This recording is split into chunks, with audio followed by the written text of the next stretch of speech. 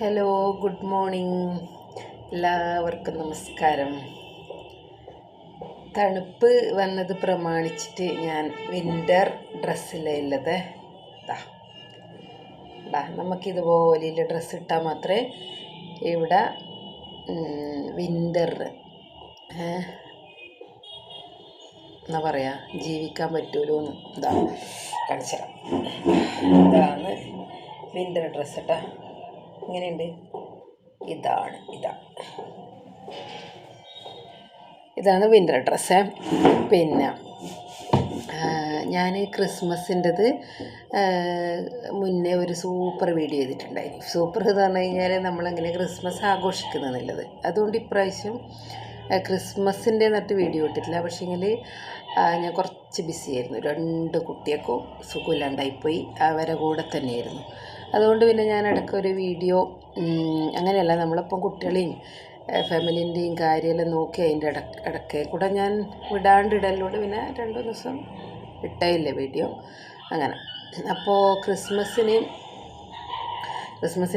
ഓർമ്മകളൊന്നും പറയാൻ എനിക്കൊരു സന്തോഷം ഉണ്ടായിട്ടില്ല പറയാത്തതുകൊണ്ട്. അതുകൊണ്ട് എന്താണെന്നറിയാം, എൻ്റെ ഓർമ്മ ഞാൻ കല്യാണത്തിന് മുന്നേ ഇല്ലേ പറയാം.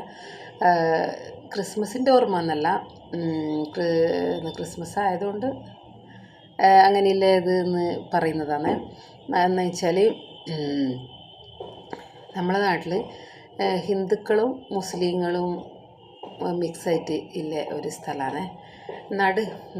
അവിടെ ക്രിസ്ത്യൻസ് എന്ന് പറയാനായിട്ട് നമ്മളവിടെ ഒരു വീട് സ്ഥലം വെക്കുമ്പോൾ പിന്നെ ഒരാൾ വേണിച്ചിട്ട് വന്ന് നിന്ന ഒരു ക്രിസ്ത്യൻ ഫാമിലി ഉണ്ടായത്. വേറൊരു ഫാമിലി അതും അങ്ങനെ തന്നെ വേറെ സ്ഥലത്ത് നിന്ന് നമ്മളവിടെ വന്ന് താമസിച്ചവരുണ്ടായത്. അപ്പോൾ നമ്മൾ വീട്ടിൻ്റെ കുറച്ച് അടുത്തായിട്ട് എന്ന് പറയുമ്പോൾ നമ്മളത് ബസ് റൂട്ട് സൈഡാണ് വീട്, ബസ് പോകുന്ന റോഡ് സൈഡ്. അപ്പോൾ ഇവർ അതിൻ്റെ ഉള്ളോട്ടിലെ പോക്കറ്റ് റോഡിൽ അങ്ങോട്ടാണ് വീട്. അപ്പോൾ ബസ് കയറാൻ വേണ്ടി നമ്മൾ അവിടെ വരുന്നതുകൊണ്ട് അവരെപ്പം കാണും. പിന്നെ പണ്ടത്തെ കാലത്തെല്ലാം പറഞ്ഞാൽ നമ്മളെ നാട്ടിലൊരാൾ പുറത്തുനിന്ന് ഒരാൾ വന്ന് സ്ഥലവും വീട് എടുത്ത് കയറുമ്പോൾ മൊത്തം ആൾക്കാർ അറിയുമല്ലോ. അപ്പം അങ്ങനെ ഇല്ല ഒരു ഫാമിലി ജോണിച്ചേട്ടൻ എനിക്ക് അവരെ ഓർമ്മ വരുന്നതെന്നാണ് ഞാൻ പറയുന്നത്.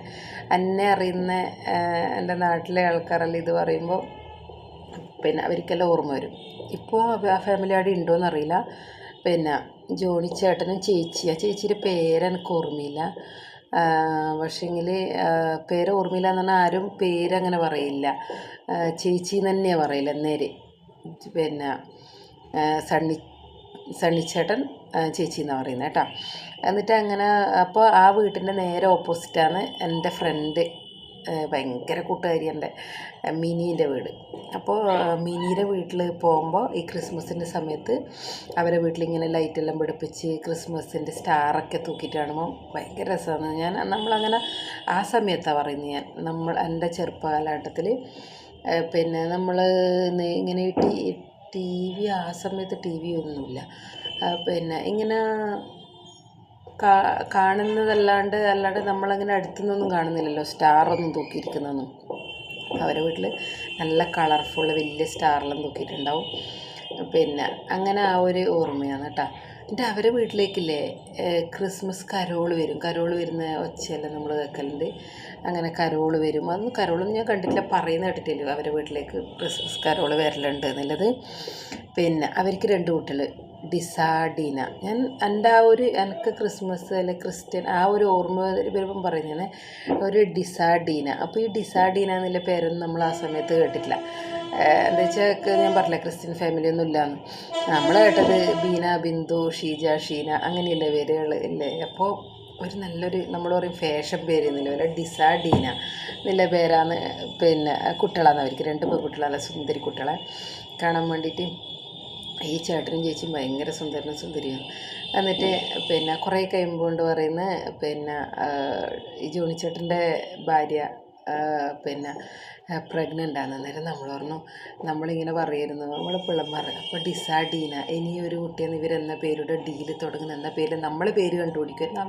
അവർ ചിലപ്പോൾ ഈ വീഡിയോ കാണുന്നുണ്ടെങ്കിൽ അവരിപ്പോൾ അറിയായിരിക്കും ഇങ്ങനെയുള്ള സംഭവങ്ങൾ നടന്നിട്ടുണ്ടെന്ന്. പണ്ടത്തെ കാലമല്ലേ, നമുക്ക് സന്തോഷം നേരം സോഷ്യൽ മീഡിയ ഇല്ല, ടി വി ടി വി എന്ന് പറഞ്ഞാൽ ഒരു നാട്ടിൽ ഒന്നോ രണ്ടോ വീട്ടിൽ ടി വി ഉണ്ടാവുള്ളൂ.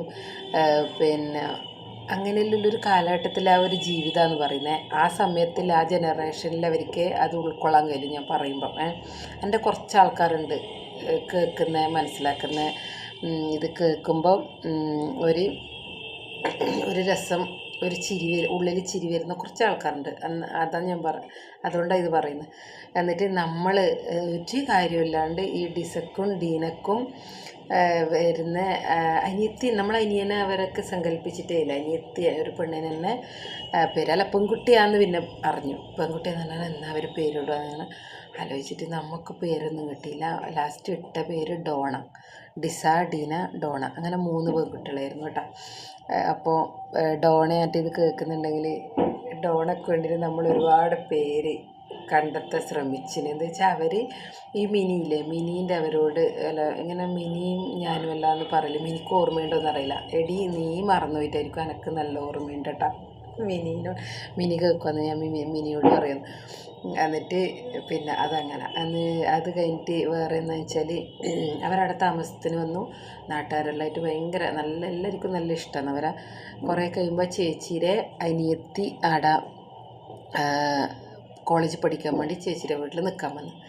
അപ്പോൾ ആ ചേച്ചിയുടെ പേര് കൊച്ചുറാണി എന്നാണ് ഈ അനിയത്തിയുടെ പേര്. ചേച്ചിയുടെ പേര് ഓർമ്മയില്ലാണ്ടല്ലോ. അനിയത്തിയുടെ പേര് കൊച്ചുറാണി. എൻ്റെ ഈ കൊച്ചുറാണി എന്ന് പറഞ്ഞാൽ ഭയങ്കര സുന്ദരി, പാവാടയും ബ്ലൗസെല്ലാം ഇട്ടിട്ട് അന്നത്തെ കാലത്തെ ഭയങ്കര സുന്ദരി, ഒരുപാട് മുടിയെല്ലായിട്ട്.